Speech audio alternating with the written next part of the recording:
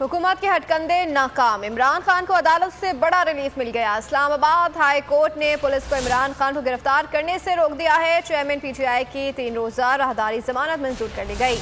अदालत ने पुलिस को 25 अगस्त तक पीटीआई सरबराह गिरफ्तार न करने का हुक्म जारी किया। इमरान खान के खिलाफ इंसदाद दहशतगर्दी एक्ट के तहत मुकदमा दर्ज किया गया था।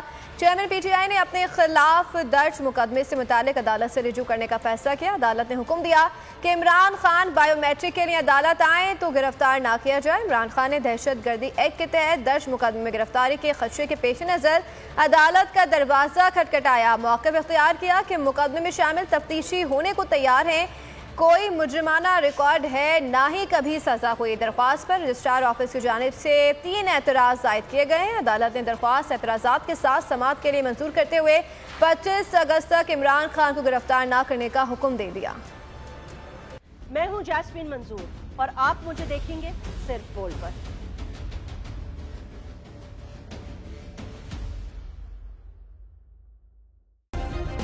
सब्सक्राइब करें और बेल दबाएं ताकि कोई खबर रह न जाए।